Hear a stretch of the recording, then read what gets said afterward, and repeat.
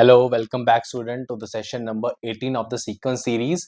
अभी हमारे दो सेशन ज्योमेट्रिक प्रोग्रेशन के भी हो चुके हैं। लास्ट क्लास में हमने डिस्कस किया था इससे जो लास्ट टू लास्ट क्लास थी हमने basics of geometric progression discuss किया and in the last class we have discussed the sum of the series of the geometric progression और एक हमने ये देखा था दैट इज द इनफाइनाइट वाला पार्ट भी। ठीक है, that is S infinity is equal to a1 minus r। That is the very very important I have told you in last class. फटाफट आज की क्लास में थोड़ा और थ्योरेटिकल पार्ट कर लेते हैं दैट इज ज्योमेट्रिक मीन वगैरह। ठीक है, और then we will see it's very similar to what you have discussed in your geometric mean sorry arithmetic mean, so it's very similar. कुछ नहीं, देखो सबसे पहले मैं आपको थोड़ा बताता हूँ। Suppose you have three numbers A B C और इन्होंने बोल दिया specifically that they are in the GP. I again repeat they are specifically in GP. तो इसमें b अगर मैं कहूँ तो b is the arithmetic mean of this and its value will be b square is equal to ac। How? Because अगर ये geometric progression में है तो ऑब्वियसली बात है मैं लिख सकता हूँ b by a should be equal to c by b। Obviously when you just cross multiply you will get b square is equal to ac। तो ये उसी तरीके है जैसे मैंने बोला था ए बी सी अगर तीन नंबर में कहता हूँ they are in the AP तो obviously I can write that the common difference are same and common difference same करके मैंने क्या बोला था b minus a should be equal to c minus b। obviously when it go to this side it become 2b is equal to a plus c। obviously b equal to a plus c by 2 या जैसे भी। so b is called like b is equal to ac आ गया and b is called the geometric mean gm of a and b।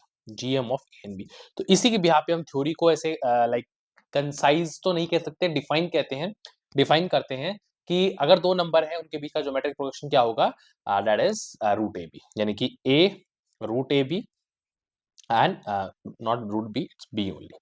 So they all three are in geometric progression. Obviously root ab is the geometric mean of the a and b। ठीक है, अब similar to where we have the concept of inserting the and geometric mean between two number and then we have like कि भाई एक मतलब ऐसे नहीं कहूंगा, मैं कहूंगा बहुत सारे ज्योमेट्रिक मीन इंसर्ट करने दो नंबर के बीच में। जैसे पिछली बार हमने याद हो तीन टाइप डिस्कस किए थे। दो नंबर है, एक ज्योमेट्रिक मीन डाल रहे हैं, बहुत सारे ज्योमेट्रिक नंबर दो मीन के बीच में डाल रहे हैं, या फिर ऐसा हम सिंपल बोलते हैं कि अगर बहुत सारे ज्योमेट्रिक मीन हैं उसका क्या रिलेशन होता है सिंगल ज्योमेट्रिक मीन से, वो सारी बातें मतलब सिमिलर अप्रोच चलेगी।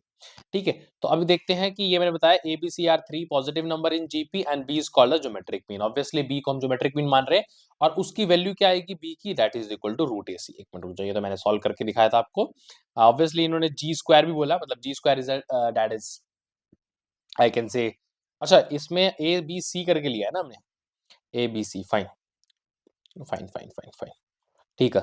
तो यहाँ रूट ए बी ले लोगे वो तो एक ही बात है, आपको मतलब समझ आना चाहिए। ए बी सी भी ले रहे हो तो भी कोई दिक्कत नहीं है। मेन बात ये है कि B square should be equal to A C, जो ये हमारा पीछे आया ये आप देख सकते हैं, B square is equal to A C है। ठीक है, और अगर हम सिंपल अगर दो ही नंबर लेके चलते हैं ए बी, कोई तीसरे नंबर का रोल हटाते हैं तो हम डायरेक्टली कह सकते हैं कि G the geometric mean between that is equal to G square equal to A B. ठीक है, तो ए बी सी से ऐसे कंफ्यूज मत हो, इनको एक वेरिएबल मानो, इनको एक अननोन क्वांटिटी मान के समझो। ठीक है, जैसे हम अगर आप किसी ने मेरे से बाइनोमियल पढ़ा हो तो मैं बाइनोमियल को हमेशा ऐसे पढ़ाता हूँ, first term plus second term की पावर n, ना कि x प्लस वाई। क्योंकि a प्लस बी भी देखो यार वो समझाने के तरीके, वेरिएबल लेके वो बताने की यही कोशिश कर रहे हैं कि फर्स्ट टर्म और सेकंड टर्म को जब ऐड करोगे पावर n आएगी। तो ये वेरिएबल भी ऐसे समझाने की कोशिश करते हैं कि दो नंबर जब भी होते हैं कि first number into second number का रूट ले लो तो उनके बीच का ज्योमेट्रिक मीन आ जाएगा, इसको भी ऐसे समझ सकते हो। ठीक है, not A and B are the two number of okay. ये बोल रहा है अगर ये दोनों अपोजिट साइन के होते हैं, मतलब एक पॉजिटिव एक नेगेटिव, तो geometric mean between them can't exist. ठीक है, क्योंकि आपको ही पता है एज पर द रूल किसी भी like square of any number can't be negative, और दूसरा कि अंडर रूट के अंदर नेगेटिव वैल्यू नहीं आएगी, तो that's will be imaginary value.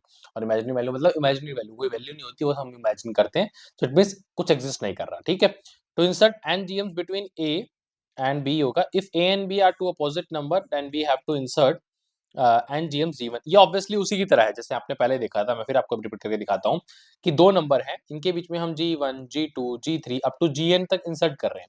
अब बात क्या आ गई, A B B C geometric progression का पार्ट है, तो इसमें n+2 टर्म्स होगी, क्योंकि n तो मेरे ज्योमेट्रिक मीन होगी, ए और बी को इंक्लूड करके n+2 टर्म होगी। अगर मैं बी को डिफाइन करूं as per the general formula, तो n+2 मतलब आर की पावर क्या होगा, आर की पावर एक कम होगा, यानी कि n+1 आएगा, और फर्स्ट टर्म मेरी ए है, तो ये मैं लिख सकता हूँ रिलेशन। ऑब्वियसली यहाँ से मेरे को r की वैल्यू क्या मिलेगी, b by A is equal to 1/n+1 is equal to r, ये मुझे मिल जाएगा यहाँ से। ये इंपॉर्टेंट, जस्ट लाइक हमने d भी डिफाइन किया था, आपको इस चीज को भी समझ के चलना है। ठीक है, अगर ये चीज क्लियर है, let's come to the other things. वैसे मैं आपको सिर्फ थोड़ा याद करवा देता हूँ।